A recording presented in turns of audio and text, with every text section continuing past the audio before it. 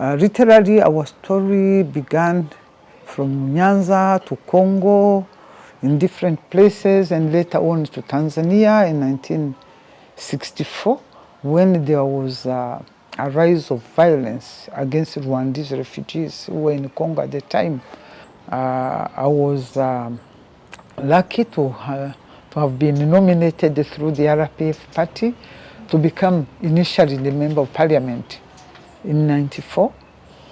The parliament, which didn't have any experience of anybody who have ever been a parliamentarian, and neither did we even have staff in parliament who would guide us as to what we should do.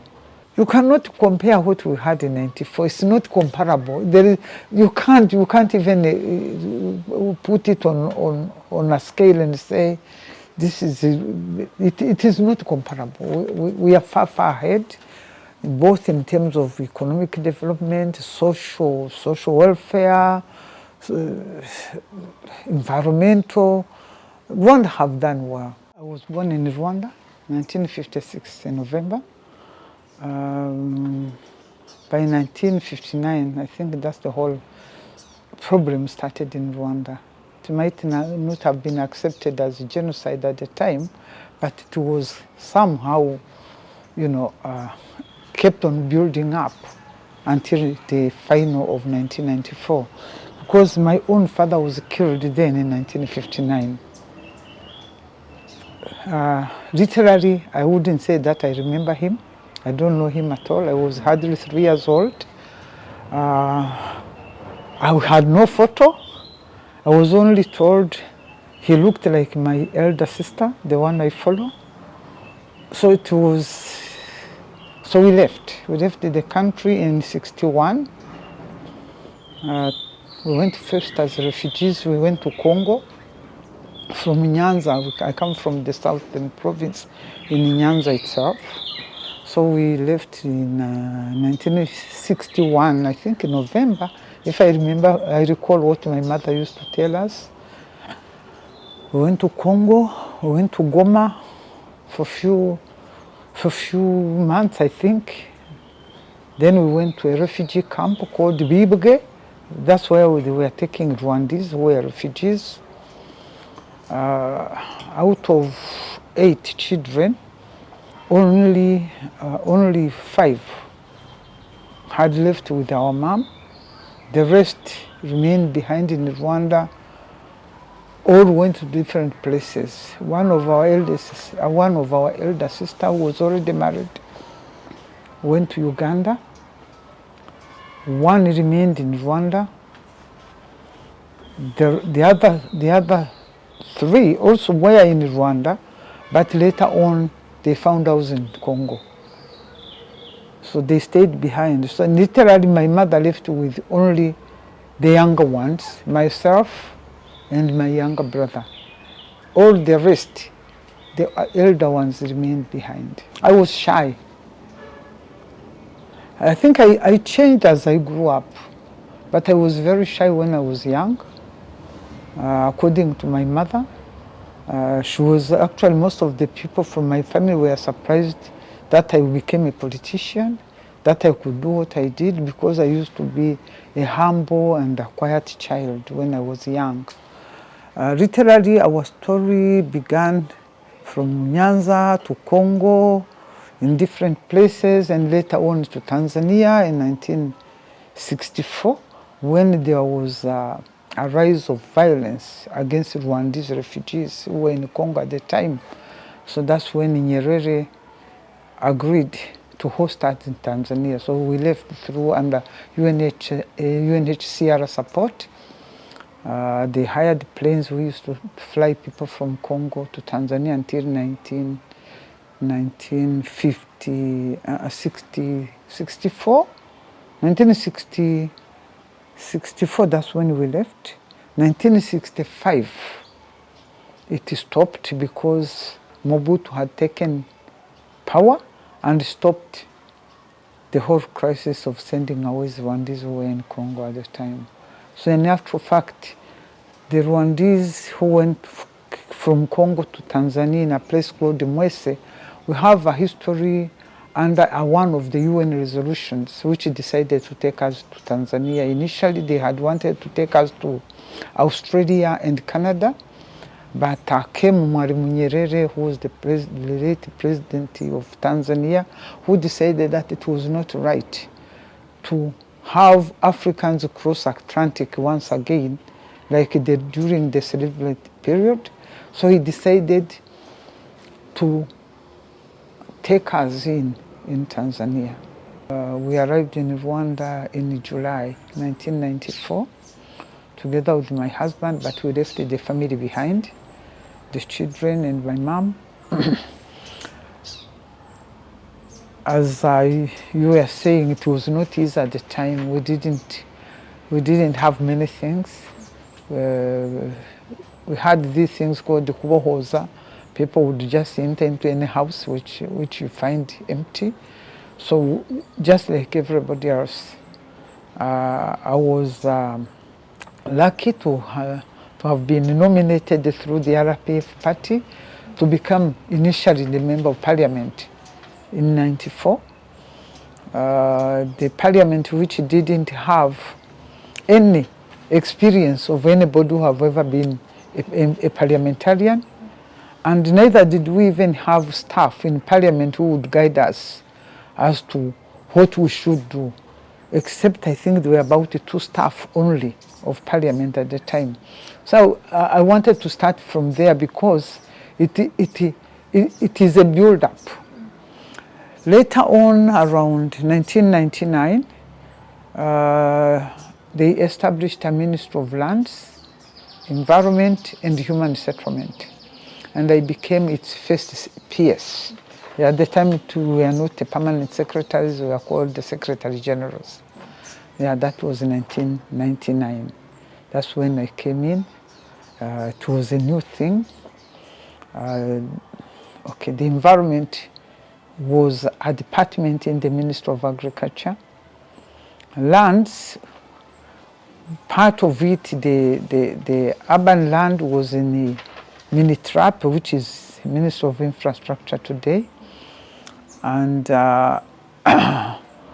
land, agricultural land, and everything in land were also in the Ministry of Agriculture, which I would say, then they dismantled the Ministry of Agriculture and the Ministry of Infrastructure to form the new Ministry of Lands, Environment and Human Settlement. At the time, we also had housing, but not housing in terms of the policy, but the actual implementation of the Midugudu program. So we started with those 3 areas: land, environment, human settlement. That's how the ministry was called, Military at the time. By 2003, it upgraded into new other departments were moved. That is water and forestry. It also moved to our ministry, and mining. So it was actually, if you would look at it, was the Ministry of Natural Resources. I would say all natural resources were now combined in one ministry, and of course the environment, because the environment is not a natural resource. Yeah, it is. Yeah. So that's how I could describe how that ministry came about. So initially, when the ministry was established, there were only 3 staff, not staff. Actually, it was the minister, myself as a PS or Secretary General at the time, and Secretary Particulier of the minister. So we were just 3 people who were supposed to start a ministry. I remember first of all, our first meeting was done at the Hotel Meridien, which is Movenpick today. We sat there with the Minister Joseph Nsengimana and his assistant. And we were wondering, what are we going to do? What is supposed to happen? But it was easy because already the Ministry of Agriculture was already established and had those departments. So in actual fact, they picked the departments and brought it to our ministry. That is the Department of Land, Department of Environment, and then we also got the rural settlement from the Ministry of Local Government. At the time it was Ministry of don't remember. It was one came from Minireiso. You heard about a ministry used to call Minireiso, which was in charge of rehabilitation and reconstruction and resettlement of returnees and refugees. So that one, that is the section of human settlement, that is the rural one, was moved to our ministry as well. So it was a ministry which picked each department from different places. It wasn't in one place. So that's how the whole thing started. So you can imagine we had to start with building, first of all, to come up with the staff, to develop policies, to develop the structure itself on how things should look like, and start recruitment of staff. So I would say it started all from the scratch. But by 2003, I think we had already, built up the basics, and really we started working. But I would say also, even before that we were working, because I remember we used to organize settlements, what we call today Midugudu. It used to be called Midugudu. I remember at one time, do you know a person called Alison Deforge of Human Rights Watch? You know Human Rights Watch? Yeah, she was a very critic of Midugudu, saying it was uprooting the rural poor, removing them from their usual way they live, and bringing them to live in concentrated camps. That's what they used to tell us. That we were bringing people into the concentration camps and removing them from where they were. So the policies of Midugudu was not very well received, but I would say by only negative vibes. The people who were good would understand, because the country was so small. People lived scattered all over the place. They didn't have infrastructure, they didn't have proper housing, they didn't have schools everywhere. So it was a deliberate decision which was done by the government, and it was already conceived even during the period of the struggle, that we needed to organize a settlement once we returned to Rwanda. As I said, when I came in, I was appointed. We were not elected. We were appointed as I became a member of parliament. We were a few of us. We were only 14. I think 14. Don't remember the women. I think we were around 14 in parliament. Most of the majority were men. That's how we formed a caucus, the parliamentary caucus. We started as a caucus. Then later on it became what we call Forum for Women Parliamentarians. I happen to have been the first executive secretary, and Dr. Rose Mkankomeje was the chairperson of the forum. We organized ourselves. We started going around, wrote to different places to see what other people have done, what other women have done. I remember we went to Uganda to see, because you see Uganda had also gone through the liberation of Uganda initially. So we learned a lot from Uganda at the time. We went also to South Africa to see how the liberation of South Africa and how the parliament and the women, what they are doing in parliament. We managed to go to Europe, to different places, to UK, to Belgium, To a number of countries. We traveled quite a lot. We wrote some project proposals and we were able to get some money which allowed us to travel to different places to learn how parliament works, because there was nobody among us who have ever been a member of parliament. So there were both men but also women did our part, so we traveled a lot. Thereafter, because I think you are focusing on very specific areas, by 1999, I went to government. I left the parliament and went to government. As I said, we started the ministry from the scratch. I was lucky that I had an experience on a number of issues, especially on environmental issues. A little bit on resettlement program, because I grew up also in resettlement areas in Tanzania. I could remember although I was young, but I could remember how we lived. So Midugudu wasn't new for me, because we had already lived in Midugudu. So somehow we already had, or what we already had. Because even initially before during the negotiations in Arusha, already Imidugudu was already built in the program when we returned. So which shows we are already implementing the RPF program of resettling Rwandese in villages, instead of keeping everybody in one corner where children could not go to school, where parents could not afford medical facilities. So that's how actually it was conceived by RPF, but from what we were as refugees in those countries. That's what I would say. The second issue which I would say is that I have a background of environment. I did environmental science.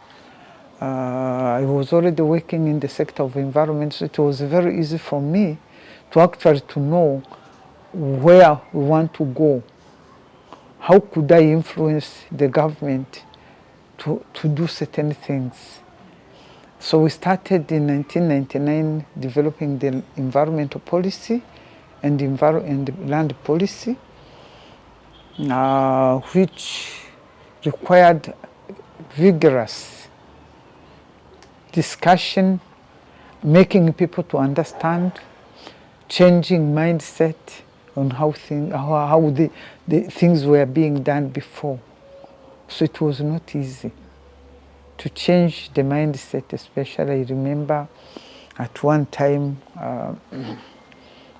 the city of Kigali, Prefecture ya Kigali, the Kigali Prefecture, decided to cut all the trees in town.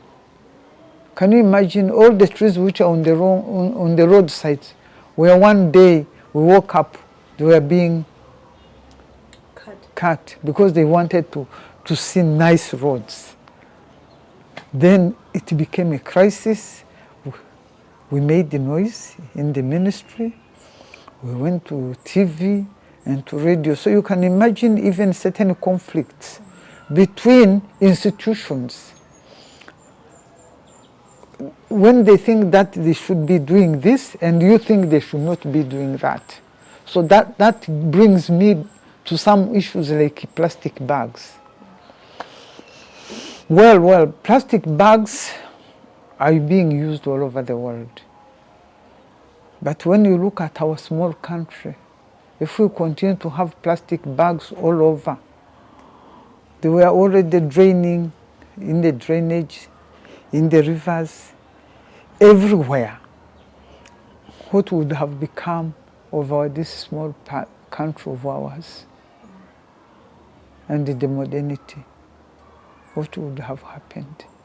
So that's how the policy of the ban of plastic bags, that's how it started. It was not an easy job. It was a big conflict among ourselves and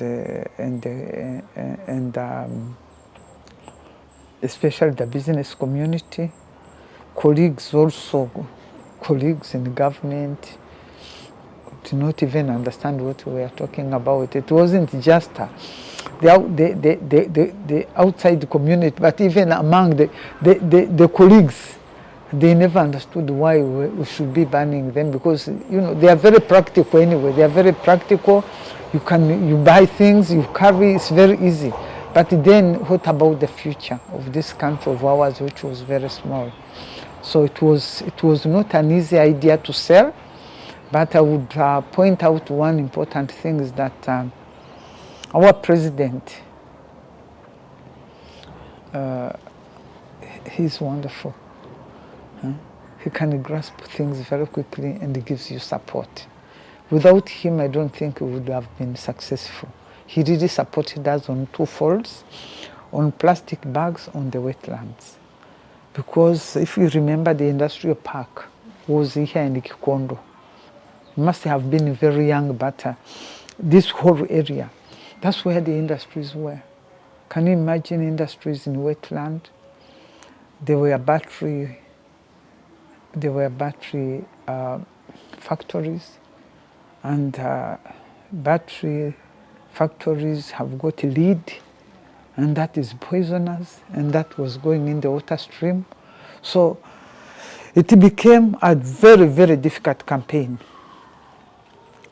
But we were lucky because we had a leadership which understood very quickly and supported us. I must say, partly land policy and its implementation was difficult, fine.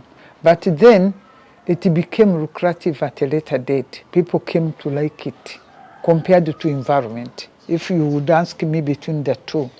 Because land, we are giving rights to people, while environment, we were actually asking them to change their way of thinking and their way of doing things. So they are completely different. Environment and land, especially as far as ownership was concerned, it became very positive and it was very easy to implement.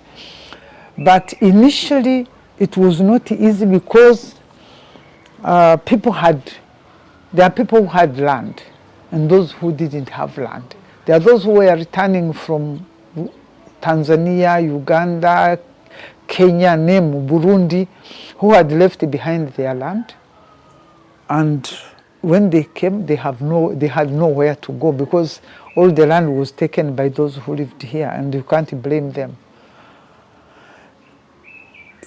The whole process of land redistribution and sharing of land was really negative because many people who had land did not want to share. But it was already in the Arusha peace agreement negotiations that people will change the way they live and move into villages. But unfortunately, the way we came, we could not implement the Arusha Peace Accord as it was already established and well agreed upon. It changed because we were dealing with the crisis at the time. We had the people who had returned in '94, who were refugees for a very long time.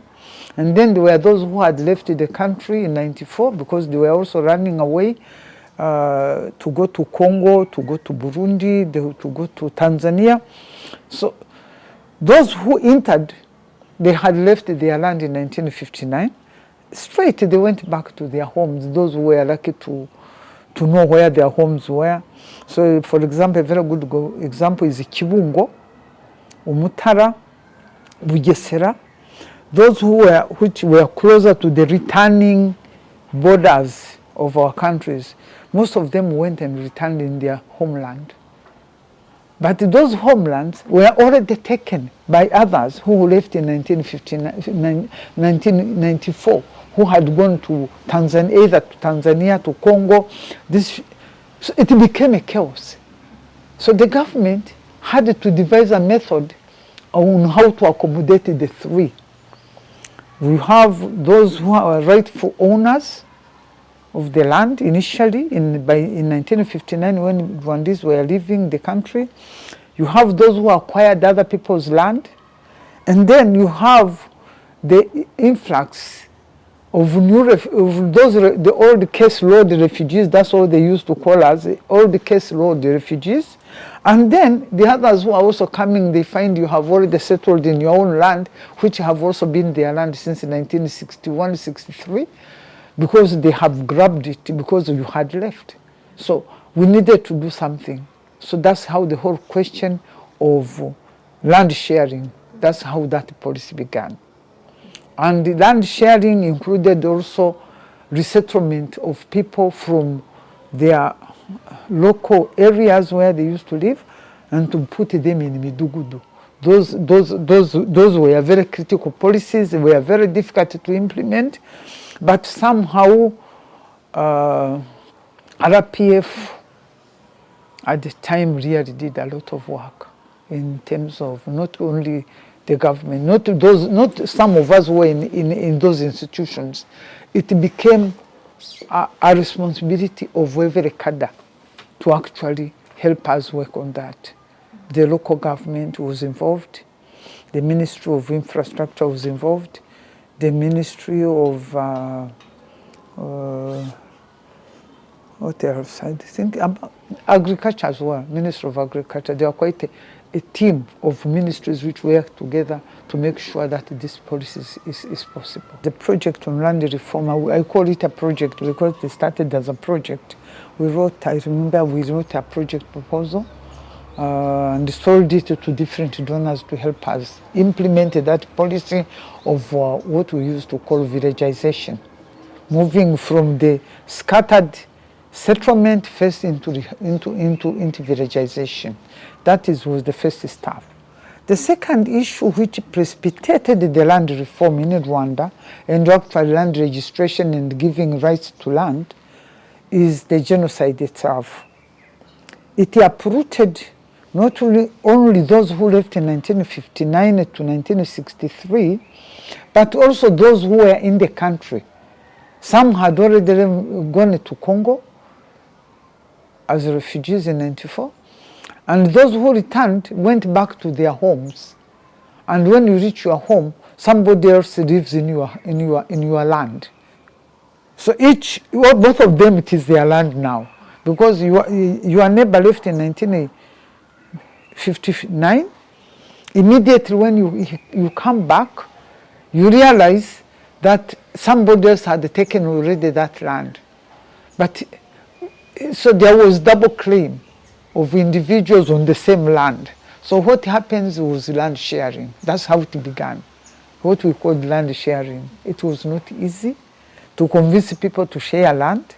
Because everybody thought this is my ancestral land, that we should be returning and taking all our land. Come from Tanzania, I go to Nyanza in my village, I would want to get back my father's land. But my father's land has already been occupied by another family right from when you left. And they are returning also from Congo as refugees in 1960, 95, 96, 97 onwards up to 1999. What I didn't tell you is that I was also part of the Rwandan Repatriation Commission. As I was in the Ministry of Lands, I was a part of the Repatriation Commission of returning the refugees from wherever they were, Zambia, Mozambique. We were all in all those places to urge them to return to Rwanda. So when they came back, you find their double claim, like 3-4 families are all claiming over one piece of land. So the only policy, the only possibility was to share the land which was available, which was not very welcome, but it was inevitable. The government and ourselves, we had to move almost, that's the work we did from 99 to something like 2002. It's to set the mind change. To change the mind of that people have to read it differently, that people have to accept that the land we have cannot expand, so they need to live in a space which is available. So that's how Midugudu was implemented. That's how sharing of land was implemented. It was important that we come up with a land act. We did the policy and then we moved into a land act, which came into place in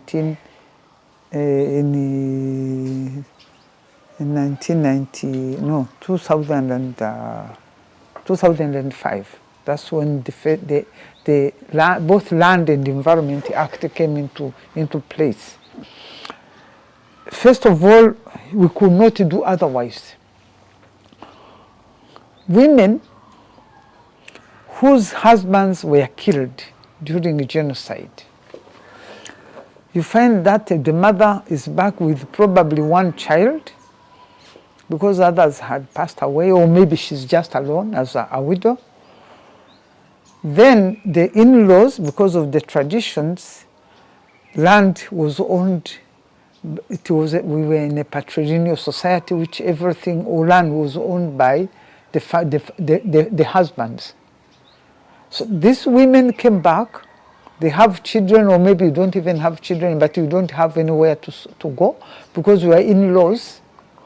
You are both your mother or father-in-law, or you are brothers to your husband, already have occupied because you are no longer, you don't belong there anymore.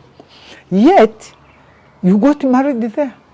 And the land they have taken from you is the land which was supposed to be taking care of you and your children. So that's how we came up with the land reform, the Land Act, and giving rights to women. So that women, girls and boys and women and men, we should all have the same right of land in terms of 50-50. And in case, as you know, the Land Act provides that in case if your husband dies, it's the wife who inherits, it's not the family of the husband who inherits. So those were something which we changed, which is completely unique to Africa. There's very, very few countries who have got the same thing. I remember before coming up with that act, we traveled a lot. We went to different countries. We went to Europe. We went to South Africa. We went to Mozambique. I remember. Literally, I personally traveled to many, many countries to learn how we can do better a land reform, which will be profitable to the country, to the individual, and the rights of the mothers and the orphans who had remained when their parents had gone. We had cases where I remember one day one child from Nyanza coming and his eyes was completely red. If he had a gun, he could probably kill everybody in the ministry, because according to him, his aunt took all the land from the children of her own brother. So not did we only do the policy or do the act, we also used to go and resolve the conflict in the field and restituting the rights to those kids who had lost land or to the women who had lost land. It was not an easy task. It was not an easy task. So comes also the land which was given to the returnees, the Akagera National Park mainly, and the Gishwati, also became an issue, because some who were capable at the time came and grabbed the bigger chunk of land. I don't know if you know that we had to reclaim and divide and remove somebody who have got 900 hectares of land in this country, which he has just grabbed. We had to reduce and leave them with what was acceptable, which was 25 hectares of land. That is for the people who are in the livestock. Those who were in agriculture were only being given 2 hectares of land. So it was not an easy task. It was very, very, very difficult. We made some enemies. but it was not personal. In Rwanda, we are very successful in terms of developing the environmental policy and specifically the act on the ban of plastic bags. I would say I was lucky to have a background having lived in Canada, where I did my environmental studies. Canada was one among the countries which were very much advanced in terms of the ban of plastic bags. At least they minimize the use, because we can never ban plastic. It's inevitable. We require them. We still have this Inyange water and the others, but you can reduce at least the impact of plastic on the environment. So I am environmentalist by training. I did environmental science at master's level. So I had a hint. It wasn't something just coming. I had a background. I knew what to do. At least that one I knew what to do compared to the other sector of land. Land was struggling to see what you should be doing, but at least for the environment it was easy for me. And it became really something I'm passionate about, very, very much. So the two things, there is the reform in terms of management of wetlands and water protection and water catchment areas, and then there is also the plastic bags. So I would say in Rwanda we are successful.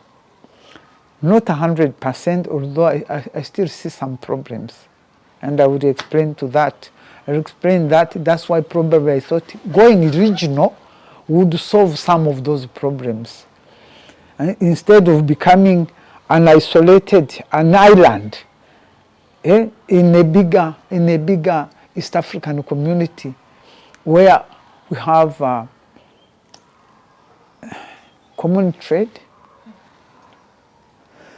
So if you ban plastic in Rwanda and you stop the industries in Rwanda producing plastic bags and packaging in plastic bags, but Tanzania and Kenya and Uganda continues, but we are under one customs union.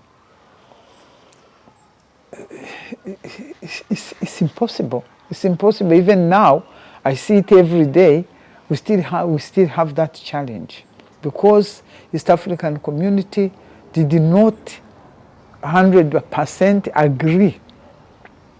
So it was left to each country to actually do what they can. So it is not being implemented as a regional project. To ban plastic bags were not easy in this country, but we had support from the government. We had the support from the security organs. It was a collective responsibility. It wasn't a policy of Patricia, it wasn't a policy of one ministry, it was a policy of the government. Well, we did our part, but you see, that's the legislators. The parliamentarians can do their work, but the implementing organs are the government. And we are not part of that government, with those governments. I would say at parliamentary level, people understood, and they supported all. There were two acts which I did, which I proposed in Parliament. One was the ban of the plastic bags, and the other one was the disaster risk reduction. The disaster risk reduction, it means there is an overflow. If we have a disaster in Rwanda, there is an overflow to Uganda. There is an overflow to Tanzania. So it is the same. We share the borders. So we had proposed that we have committees at East African level which will be able to harmonize the governments of the region. But the implementation becomes a problem. The laws are there. They were already being enacted, but nobody implements. And And we can't force the government to implement things. But the things are there. They are in the papers. They are in their schedule. They are supposed to be implemented, but they are not being implemented. That's the whole thing. So East African Community is a good organization, but it has not yet implemented the core principles. We started with the customs union. We are supposed to have a full monetary union today, and later on political federation, which I doubt will come during my life. But I would say that the monetary union, because it is financial and people have got advantage, it may go through. The common market protocol, certain parts are being implemented, some are not, depending on who wants what. And now that we have also now conflict, we have already Congo, and we have also Burundi. They are all East African. So the implementation, when I see East African Community, which we joined in 2008, I think, it's not the same. It's completely changed. You remember members of parliament used to come here, have sessions in Rwanda. We can't anymore. They can't anymore. Why is that? Because Burundians wouldn't come. Members of parliament of Burundi will not be coming. The members of parliament from Congo will not be coming to Rwanda. All Rwandese will not be going to Burundi. How do you secure their security in Burundi? How do you secure their security in Kinshasa? So because of the regional conflict, it is also impacting on certain projects under East African Community, and they cannot work. I grew up in an environment which was open and supported the women movement. I remember at one time school, university of Dar es Salaam, where I went for my undergraduate. It reached a point where they halted the intake for male students so that they can increase the number of women in the university. We found it happened before me, so they had like about 3 years where they took very little group of boys who had completed the high school to go to the university, because they had to increase the numbers of girls into the university so that they could have, otherwise, because some of the things, if you are not educated, you cannot become a minister, you cannot become a PS, you cannot become an engineer, you cannot be head of a certain organization. So in order to have women in those posts, they had to actually reduce the numbers of boys entering university at that time and increase the numbers of girls. Because it wasn't an issue of performance or marks. If, for example, if a university could only accommodate 100 people, and according to the marks, probably men have got the average of 90% of marks. But women also have got an average of 87. But they will take the men who have got 90 and then leave around behind the 87. So that's what actually Nyerere did at the time. He's saying, we have all these posts, big ones, they have got all men. We reduce. So let us bring our women up so that they can also go into higher education. Initially, probably when we began in 94, there were fewer women, because education-wise, depending on where you were, those who were in Rwanda, you know the story. Tutsi women were never allowed in school, said they could not have gone to school. Those few who survived, they had no adequate education to allow them to go into the policy, at the upper policy levels maybe. Those who came from outside, also depending on which country we were in, most of the refugees were only allowed into technical education, like teachers, like in Burundi. They were only allowed to go into teaching profession. No one would be, they'll be only going for teaching profession. If you went to Kenya, it was not easy for Rwandese women to go up. Maybe Uganda and Tanzania, somehow it was possible. But all the same, being refugees also, there are certain rights which we didn't have. In terms of numbers, I remember in Tanzania before we got our citizenship, by the way, Nyerere gave Rwandese in Tanzania citizenship by 1980. But before that, there were only UNHCR, depending on how much money they have, because we were to be supported by UNHCR to go to secondary school and to go into the university. So it required, UNHCR had like 10 children every year who would go to secondary school from the Rwandese community, and then from Mozambique, and then from South Africa, and then from Uganda. You know, Tanzania was a center of all refugees. Mozambique, Angola, South Africa, Tanzania, Rwanda, Burundi. So it was not easy to accommodate all of you into the university. You really had to have to pass to get the highest mark to go among the 10 who would be accepted every year. So you can imagine. That's why we don't have so many people of my age who had gone up in Tanzania, because at the time it was UNHCR which was paying for our education, and unless you are among the 10, then you can go to the university. If you are not among the 10, then you can't go. So it was not a choice until Tanzania decided to give us citizenship. Then it was a competition like anybody else who could go, because there is no way in Tanzania they write a tribe of anybody. They just like Tanzania and that's all.